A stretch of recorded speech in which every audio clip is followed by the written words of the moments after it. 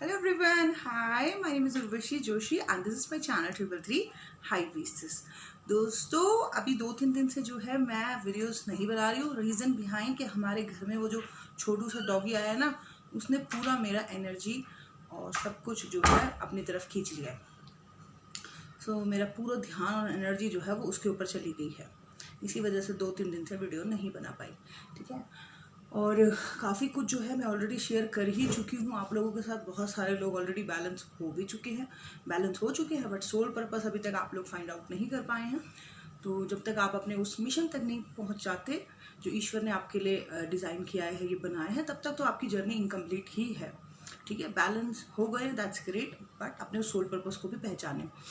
दूसरी बात, बहुत सारे नए लोग जो हैं, शायद ये जो क्वारंटाइन में या ये जो कोविड-19 की वजह से जो सब घर में बैठे हैं, बहुत सारे नए लोग जो है मुझसे कनेक्ट हुए हैं। मेरे पुराने वाले जो वीडियोस हैं उनको बहुत सारे लोग देख रहे हैं इस वक्त, और वो ये कह रहे हैं कि हम पहले जो है टैरो कार्ड रीडिंग और फॉरेनर्स के वीडियो देखते थे, अब हम आपके वीडियोस देख रहे हैं, बड़ा अच्छा लग रहा है। तो ये पूरा का पूरा जो नया ग्रुप मेरे साथ जुड़ रहा है, अब ये लोग मेरे से कनेक्ट हो रहे हैं। तो इसका मतलब इन लोगों को अभी ये हील नहीं है। किसी को अभी नंबर्स दिखने शुरू हुए हैं, कोई हैरान हो रहा है वीडियोस देख देख के, अरे ये तो सारी वही बातें बोल रही है जैसी मेरी लाइफ में हुई थी। कुछ नए लोग हैं जिनके लिए जो है आगे भी काम करना होगा हमें, ठीक है। तो जो लोग हील हो चुके हैं, बैलेंस हो चुके हैं, तो उनको मैं एक ही बात कहना चाहूँगी कि स्टोरी अभी ख़त्म नहीं हुई है।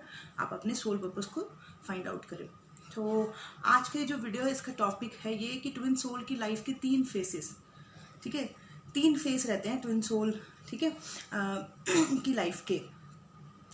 तो क्योंकि मैं एक पूरी जर्नी जो है इसकी एक्सपीरियंस कर चुकी हूँ और बहुत सारी चीज़ें जो है वो शेयर भी कर चुकी हूँ, तो अब जो है मैं बताती हूँ आपको कि 3 फेसेस कैसे रहते हैं ट्विन फ्लेम की जर्नी के, ट्विन सोल के एक्चुअली, ठीक है।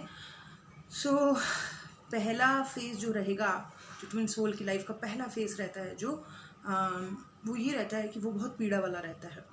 उसमें उसको बहुत छोटी उम्र से ही जो है बहुत ज़्यादा नेगेटिव चीज़ें जो है वो देखने को मिलती हैं, एक्सपीरियंसेस होते हैं। वो घर के साइड से भी होते हैं, वो किसी कज़न ने कोई चीज़ कर दी, दोस्तों की तरफ से भी होता है, और प्रेशर, पढ़ाई का प्रेशर, घर वालों का प्रेशर, और अपने फैमिली में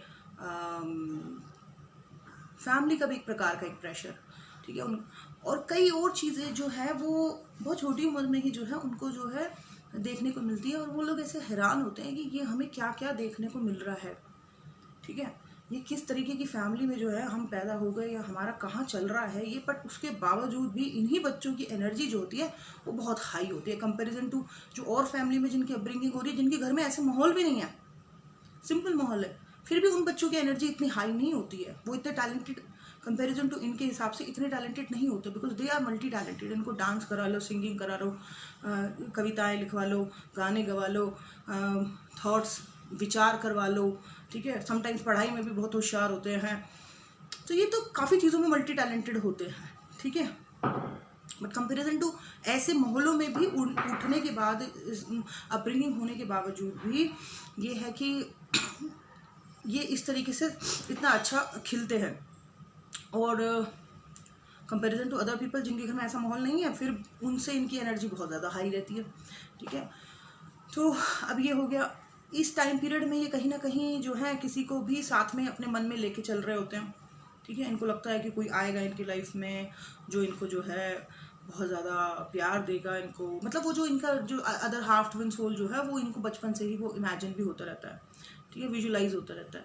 तो एक स्टेज तो इनकी ये हो गई, ठीक है। तो इसी स्टेज में क्या होता है ना, इनको बहुत ज़्यादा पीड़ा होती है कि मतलब हमारे घर की क्या स्थिति है, और हम जो है अच्छा बन के दिखाएंगे, एक नेक्स्ट लेवल पे अपनी फैमिली को दिखाएंगे, अच्छा बन के दिखाएंगे ना, साबित करेंगे, अच्छी जगह पे पहुँचेंगे, है ना, कुछ गलत नहीं करेंगे, अच्छे रास्ते पे रहेंगे। वो उस टाइप का प्रेशर भी इनके माइंड में हो जाता है। तो सेकंड लेवल जो जिस जब भी पहुँचते हैं, तो सेकंड फेज पे जब भी पहुँचते हैं तो वहाँ पे 2 स्टेजेस रहती हैं एक्चुअली में सेकंड फेज में। एक फेज तो ये रहता है कि जहाँ पे इन्होंने जो एक कहीं ना कहीं ये सेकंड फेज में जो है ये कहीं अच्छी जॉब्स में लग गए होते हैं, या फिर अच्छी डिग्रियाँ इन्होंने हासिल कर ली होती हैं, या फिर ये लाइफ में आगे बढ़ गए होते हैं, इनका ट्रांसफॉर्मेशन चल रहा होता है, ये खुल रहे होते हैं, ठीक है। और ये नई चीज़ों को एक्सप्लोर कर रहे होते हैं, ये बहुत सारी चीज़ों को समझ रहे होते हैं, ये लाइफ में तरक्की कर रहे होते हैं, ठीक है। और कई बारी जो जो कुछ भी नहीं कर रहा उसका ये हो जाता है कि वो अपने माँ बाप के कहने पे जहाँ उसके माँ बाप बोल रहे हैं वहाँ शादी कर लेता है। उसको लगता है कि अगर मैं इज्जतदारी से इस तरीके से शादी कर लूँगा किसी भी कार्मिक सोलमेट से, तो शायद इससे भी हमारे घर की जो है रेपुटेशन बहुत अच्छी बनी रहेगी, कि लोग कहेंगे कि क्या संस्कार थे इनके, देखो इनके बच्चे इनके हिसाब से चले, ऐसा भी इनको। तो उस चक्कर में भी कई बारी जो होता है ना, अपनी फैमिली से, ये अपनी फैमिली का नाम ऊँचा करने के चक्कर में, या फैमिली को अच्छा बनाए रखने के लिए, एक सो कॉल्ड इमेज अच्छी बनी रहे, उसके चक्कर में जो है ये किसी से भी शादी कर लेते हैं, सिर्फ एक रेपुटेशन मेंटेन करने के लिए, कि सोशल समाज में हमारी रेपुटेशन बनी रहे। और कई बार फेमिनाइन तो इसलिए सोलमेट से शादी कर लेती है कि अरे यार इस घर में तो इतने तमाशे होते थे, कम से कम इस घर से निकलो तो कहीं और जाओ, वहाँ तो सुख मिलेगा, ठीक है। और मैस्कुलाइन ज़्यादातर कार्मिक से इसलिए शादी कर लेते हैं क्योंकि उसको अपने परिवार पे ऐसे तरस सी आती है कि हमारे परिवार में जो है उसका नाम रहे, अच्छा रहे, उनका नाम खराब ना हो। तो उस चक्कर में कई बार ये शादियाँ वादियाँ भी ऐसे है कि जहाँ बोला वहाँ कर लेते हैं, फैमिली प्रेशर के चलते। और जितना चीज़ों को ये दबाते चले जाते हैं, बट जब वो चीज़ें ब्लास्ट होती है ना, तब इनकी अवेकनिंग होती है, और तब वो बहुत पीड़ा की रहता है, वो एक अलग ही टाइम रहता है, वो थॉट्स, वो अलग स्टेज रहती है। तो ये जो सेकंड फेज है, इसमें ये लोग, कई लोग तरक्कियाँ करते हैं, कई लोग पढ़ाइयाँ करते हैं, कई लोग जॉब करते हैं, कई लोग शादियाँ ही कर लेते हैं, कई लोग मतलब ऐसा करके ये साबित करना चाह रहे होते हैं कि हम जी कुछ बन गए, किसी लेवल पे पहुँच गए। अब सेकंड फेज में भी इंटरवल से पहले और इंटरवल की बात की स्टोरी रहती है कि इंटरवल से पहले तो यही रहता है कि डिग्री हासिल कर ली, बड़ी घर खरीद लिया, कार खरीद ली, माँ बाप के कहने के हिसाब से शादी कर ली, समाज को दिखाने के लिए, चाचा ताऊ को दिखाने के लिए कर ली। अब क्या होता है, इसी में उनके साथ क्या होता है कि उनको थोड़ी देर बाद, ये सारा काम करने के बाद, एक सैडनेस सी फील होनी शुरू हो जाती है अंदर ही अंदर, एक अजीब प्रकार की सैडनेस सी शुरू हो जाती है। जिस सैडनेस को ना वो समझ ही नहीं पाते कि ये सैडनेस किस चीज़ की है, ठीक है। और फिर शुरू होता है, हाँ, सैडनेस से शुरू हो जाती है, और ये ऐसे रियलाइज़ करते हैं कि ये हमारे साथ ये लाइक सब कुछ तो अच्छा है, सब कुछ तो बढ़िया है, सब कुछ तो अच्छा जा रहा है, इतना अच्छा हस्बैंड है, इतनी अच्छी वाइफ है, इतना अच्छा माहौल है, पहले से मैं इम्प्रूव कर गया हूँ, लेकिन मैं खुश क्यों नहीं फील कर पा रहा हूँ, ऐसा फील होना इनको शुरू हो जाता है, ठीक है। और उस दौरान क्या होता है कि इनसे उस सैडनेस में ना, इनको समझ भी नहीं आता कि सैडनेस आ कहाँ से रही है, क्यों हो रही है, कोई गाइड करने वाले भी नहीं है हमारे समाज में इस प्रकार के कि किसी से हम इन सब चीज़ों के बारे में गाइड करें। अगर किसी डॉक्टर्स के पास जाएँ तो इस चीज़ को वो कोई बीमारी का नाम दे देंगे, तो इसलिए लोग जाने से भी डरते हैं। तो इसमें क्या होता है, वो सैडनेस इतनी डीप होती चली जाती है कि बंदा कई बार क्या करता है कि, जैसे मैं अगर आपको बताऊँ तो मेरे साथ क्या हो रहा था कि जैसे डिसफंक्शन फैमिली में अपब्रिंगिंग हुआ, तो मैं, मेरी सिस्टर, मेरे भाई, उन्होंने खूब तरक्की गई, कोई फॉरेन गया, कोई कहीं गया, ठीक है। उसके बाद जो है मैं बैंगलोर आ गई, जॉब, ये वो। तो बाद में ये सब अच्छा जब होने लग गया, तो उसके बाद एक्चुअली में सैडनेस बढ़ने लग गई। अब उस टाइम जब मैं अवेकन नहीं थी तो मैं ये समझ नहीं पाती थी कि ये सैडनेस किस चीज़ की चल रही है।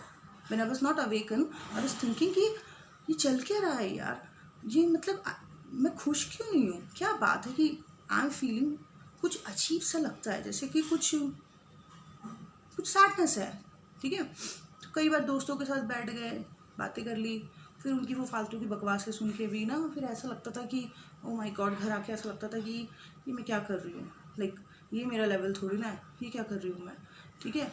मैं ये सब करने के लिए, फालतू की बातें करने के लिए या कॉम्पिटिशन बाजी करने के लिए थोड़ी ना पैदा हुई हूँ। तो वो और मुझे गिल्ट फील कराता था। फिर कई बार मैं कहती थी चलो अपने पे ही फोकस करो, तो मेरे को ना एक अजीब सा वो होता था फील, लाइक अपने सेकंड फेज के फर्स्ट हाफ में मैं अंदर जो है ना बहुत ज़्यादा लेयर और बहुत ज़्यादा स्ट्रेस इकट्ठा हो गया था, ठीक है। अंदर मतलब वो चीज़ बढ़ गई थी बहुत ज़्यादा, जिसको क्लीन करना था bye inner work, because I was not awaken. तो मुझे समझ ही नहीं आ रहा था कुछ भी, ना कोई समझाने वाला। तो मैं क्या करती थी कि मुझे कुछ समझ तो आ रहा था कि कोई चीज़ जो है वो अंदर बढ़ रही है, लेकिन क्या बढ़ रही है वो पता नहीं था। तो मैं क्या करती थी, जैसे मेरे घर में कहीं पे भी गंदगी हो जाती थी ना, मैं उसको क्लीन करने लग जाती थी अच्छी तरीके से। तो जैसे मेरी मॉम आई इधर, तो मेरी मॉम देख के हैरान कि ये क्या कर रही है। तो जैसे मैं एक बार पूरे घर को क्लीन कर रही हूँ, फिर मैं शाम को फिर से क्लीन कर रही हूँ, एक एक कोना से रगड़ रगड़ के क्लीन कर रही हूँ। और मैं जैसे ही क्लीन करती थी मैं कहती थी रिलैक्स हो गया, अच्छा लग रहा है, चमक रहा है घर, ठीक है। तो वो मैं क्या कर रही थी, मतलब जो चीज़ मुझे अंदर से क्लीन करनी थी, सारे इश्यूज़, वो अंदर से इश्यूज़ नहीं हो पा रहे, क्योंकि मुझे समझ ही नहीं आ पा रहे कि इश्यूज़ बढ़ तो रहे हैं बट समझ नहीं आ रहे इश्यूज़ क्या है। तो मैं उस चीज़ को बाहर क्लीन करने लग जाती थी, अंडरस्टैंड। फिर दूसरी चीज़ एक और कि सब कुछ होने के बावजूद भी I was feeling so sad कि क्या सैडनेस है। तो मैं क्या करती थी, हफ्ते में 3 बार जो है बाहर अलग अलग रेस्टोरेंट्स में खाना खाने चली जाती थी। और वो कोई ऐसा नहीं है कि मुझे खाना बहुत पसंद है, खाना बहुत पसंद है, मैं बस खाई जा रही हूँ और खा के फिर घर आ गई और मुझे पता ही नहीं है कि मैं क्यों गई थी और क्यों वापस आ रही हूँ, कि मैं क्या कर रही हूँ, मैं क्यों जा रही हूँ बाहर, क्यों, इसलिए सिर्फ इसलिए कि पूरे दिन मुझे अच्छा नहीं लग रहा था, इसलिए मैं बाहर जो है हफ्ते में 3 बार जा रही हूँ ईटिंग करने। और उस ईटिंग का ये नतीजा हुआ कि इतना ओवरवेट होने लग गया। वो ईटिंग वो वाली ईटिंग नहीं थी कि कोई खुशी में जा रहा है कि चलो let's go outside and party. वो एक ऐसा था कि जैसे इंसान को समझ ही नहीं आ पा रहा है कि मैं सैड किस बात पे हूँ, कोई समझाने वाला ही नहीं है, ऐसे गाइड्स ही नहीं है। तो क्या है कि जैसे हफ्ते में 3 बार चले गए, फिर वहाँ खाना खा लिया, खाना खा के कोई खुशी फील नहीं हो रही, कोई ऐसा खास फील नहीं हो रहा, फिर घर आ गए, फिर वेट बढ़ रहा है, फिर एक और इशू, एक और ब्लॉकेजेस बढ़ रहा है। तो मैं ऐसे देखती थी कि फिर सेकेंड हाफ शुरू हुआ, सेकेंड फेज शुरू हुआ, सेकेंड लेवल का, मतलब सेकेंड फेज का आफ्टर इंटरवल वाला लेवल शुरू हुआ और वहाँ पे मेरी अवेकनिंग शुरू हुई। एंड जब मेरी अवेकनिंग शुरू हुई, चक्रास खुलने शुरू हुए, कुंडलिनी राइजिंग होनी शुरू हुई, तो तब मेरे को एंजाइटीज शुरू हुई। एंड तब वो सारी इश्यूज जो दबे हुए थे अंदर, जिसको मैं पहले समझ ही नहीं पा रही थी कि मैं बाहर सफाई कर रही थी या मैं बार बार रेस्टोरेंट जा रही थी, तब मुझे समझ आया कि ये इनर वर्क से सॉल्व होगा, ये हाई वाइब्रेशन में जाने से सॉल्व होगा। और मैंने फिर अपनी ज़िंदगी का सारा एक्सपीरियंस लगा दिया कि जब मैं छोटी थी तो मैं ये करती थी, हाई वाइब्रेशन में आने के लिए मैं दोबारा से ये करूँगी। तो मैंने हर वो चीज़ करी उन 9 महीने में जो मुझे हाई वाइब्रेशन में ले जा सकती थी। और तब मैंने रिजल्ट आने शुरू करे, रिजल्ट देखने शुरू करे, लोग अट्रैक्ट होने लगे, जिनके वीडियोस कभी मैं देखती थी वो मेरी वीडियोस देखना शुरू कर दिया, है ना। मुझे इतनी अप्रिसिएशन मिली, इतने सारे लोग आके मेरे से सेशंस कराने लग गए, इतनी अबंडेंस भी बढ़ी, इतनी खुशियाँ भी बढ़ी, कॉन्फिडेंस भी बढ़ा। तब मुझे पता चला कि, और फिर मुझे अच्छा लगना शुरू हो गया, मेरी जितनी भी प्रॉब्लम्स थी वो सॉल्व होनी शुरू हो गई। फिर मेरा जो भी इशू सरफेस पे आता मैं उसको क्लीन कर देती थी, जो इशू सरफेस पे आ रहा उसको क्लीन, जो इशू सरफेस पे आ रहा उस सबको मैंने क्लीन करना शुरू किया। अब आखिरी ब्लॉकेज जो है वो सिर्फ वेट का है, अब इसको हटाना है बस, ठीक है। तो ऐसे ही आप लोगों ने भी करना है, जो इश्यूज बाहर आएंगे उनको नोट डाउन करो और उनको हील करो, नोट डाउन करो, हील करो, नोट डाउन करो, हील करो। कोई भी चीज को अंदर दबे मत रहने देना, क्योंकि जब ये ब्लास्ट होता है तो ये बंदे को डिप्रेस कर देता है। तो वो टाइम आने मत देना। आई होप आप लोग मेरे से रेजोनेट कर पा रहे हो मैं क्या कहना चाह रही हूँ। थर्ड स्टेज इज लाइक आपका हार्ट चक्र खुल जाता है, आप अपने आप से उठ के जो है बहुत सारे लोगों के बारे में सोचने लगते हैं, आपके अंदर शिव शक्ति जो है वो बैलेंस हो जाता है और आप समझ जाते हैं कि मेरा जो निर्माण किया है ईश्वर ने वो यही उसका काम ही यही है कि मुझे कहीं ना कहीं कुछ लोगों को हील करना है, मेरे एक सोल समूह को हील करना है। वो मुझे अलग अलग स्टेजेस पे अलग अलग टाइम पीरियड में मिलते रहेंगे और मुझे हमेशा उनके लिए काम करना है, क्योंकि मेरा निर्माण ही इस चीज़ के लिए हुआ है कि आध्यात्मिक उन्नति और लोगों को हील करने के लिए, ठीक है। तो वो समझ आने लग जाएगा और इस स्टेज में भी आपकी परीक्षाएं होंगी, थर्ड स्टेज में भी। तो बेसिकली 3 स्टेजेस रहेंगे, एक पीड़ा की स्टेज, दूसरी जो है लर्निंग की जिसमें 2 स्टेजेस रहेंगे, स्टेज 1 और स्टेज 2, इंटरवल से पहले इंटरवल से बाद, और थर्ड स्टेज जो होगी वो आपकी हीलिंग की होगी। तो ये है ट्विन सोल की लाइफ की 3 स्टेजेस। आई होप आप लोगों को वीडियो अच्छा लगा हो। Thank you so much, bye bye, take care.